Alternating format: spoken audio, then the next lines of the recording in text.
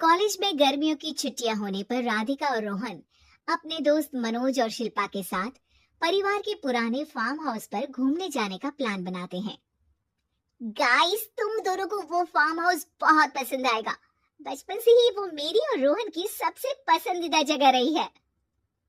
पर मैंने तो इतने सालों में तुम्हारे मुंह से कभी फार्म हाउस का नाम तक नहीं सुना। बचपन में फार्म हाउस जाते थे, लेकिन फिर अचानक सबने वहां जाना बंद कर दिया और वजह कभी किसी ने बताई नहीं। पर अब हम चारों मिलकर वहां धमाल करेंगे। इसी तरह बातें करते कुछ घंटों का सफर तय कर चारों शहर से दूर ऊंची पहाड़ी पर बने राधिका और रोहन के फैमिली फार्म हाउस पर पहुंच जाते हैं। वाह यार, ये तो बड़ा ही सुंदर है। पूरा घूमोगे तो और अच्छा लगेगा, लेकिन उससे पहले सब फ्रेशन अप हो जाओ, फिर साइट सीइंग के लिए जाएंगे।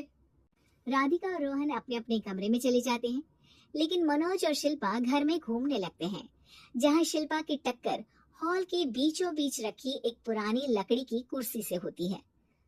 आह, लकीरे माता, इस कुर्सी को बीच में किसने रखा हुआ है? अरे तेरे स्वागत के लिए भूत ने रखा होगा। तुझे बात हंसी आ रही है? जब खुद टकराएगा तो पता चलेगा। हाँ ठीक है, पर अभी तो इसे साइड में रख दे।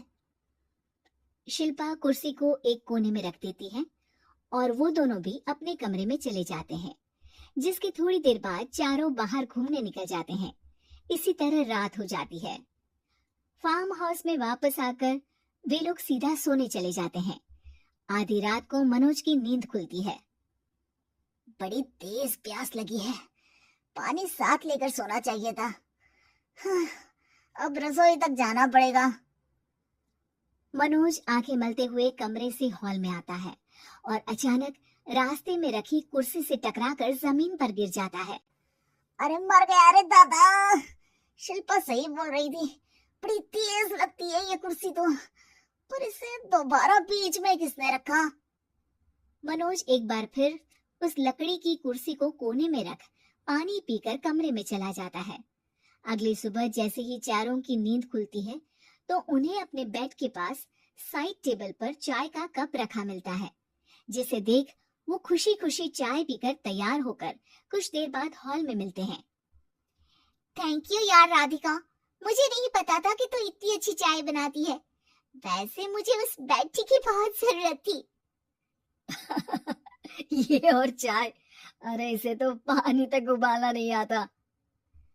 मतलब तूने हमारे लिए चाय बनाई क्या दोस्त? अरे चल पागल है क्या, इतना भी प्यार नहीं है मुझे कि तुम्हारे लिए बेड टी बनाऊं।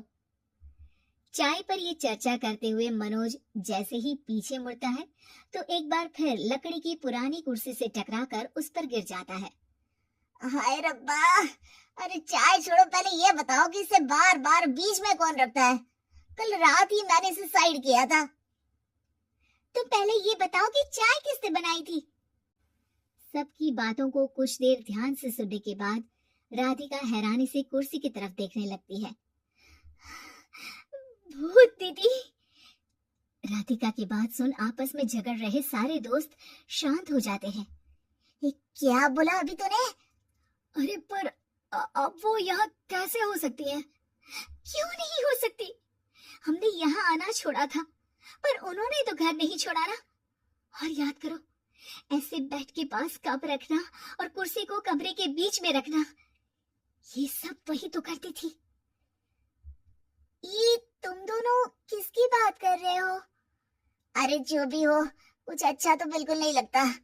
अब देखो, डरने की कोई जरूरत नहीं है। वो सालों से इस घर में रहने वाली भूत दीदी है। वो बचपन से ही हमारे यहाँ आने पर एक बड़ी बहन की तरह हम दोनों का ख्याल रखती है। ओए, पगला गया है क्या? शिल्पा, मुझे यहाँ नहीं रहना, तू भी मेरे साथ ही चल। ये दोनों तो पागल हो गए हैं। जहाँ मनोज डर से वापस जाने की बात कर रहा होता है, वहीं शिल्पा अपने फोन में बिजी होती है। क्या तुम्हें यहाँ की सिचुएशन समझ में नहीं आ रही जो फोन में लगी हो? जिसे जो करना है करो, मैं तो जा रहा हूँ। मनोज हड़बड़ाहट में अपने कमरे की तरफ जाता है, जिसके साथ राधिका और मोहन भी उसे रोकने के लिए पीछे पीछे जाते हैं। लेकिन शिल्पा वो तो अभी भी फोन में लगी रहती है। कुछ देर बाद जब वो तीनों दोबारा हॉल में वापस आते हैं तो शिल्पा को सबके पैक्ड बैग्स के साथ देखकर हैरान रह जाते हैं। ये सब क्या है शिल्पा? यहाँ हम इसे समझा रहे हैं और तुम हमारे बैग्स भी पैक कर कर लेकर आई। अरे आखिर में फोन से बाहर निकलकर कुछ किया तो सही इसने। दोस्तों देखो, कल से हम यहाँ हैं। भूत दीदी ने कुछ किया नहीं ना? फिर डर क्यों रहे हो? 4 दिन और रुकोगे तो पता चलेगा कि क्या होगा। मतलब? इस पर शिल्पा उन तीनों को फार्म हाउस से बाहर लाकर फोन में पुरानी न्यूज का आर्टिकल दिखाती है। सालों पहले यहाँ रह रही औरत ने अपने दोनों बच्चों को सुबह सुबह दूध में जहर पिलाकर मार दिया और फिर हॉल में उस कुर्सी पर खड़े होकर खुद भी फांसी लगा ली थी। तुम्हारी बातों से मुझे इस केस की याद आ गई। गूगल किया तो पता चला कि ये वही फार्म हाउस है। अभी भी यहाँ रहना चाहती हो, जिससे कुछ दिनों में वो सबको थोड़ा थोड़ा जहर देकर मार दे?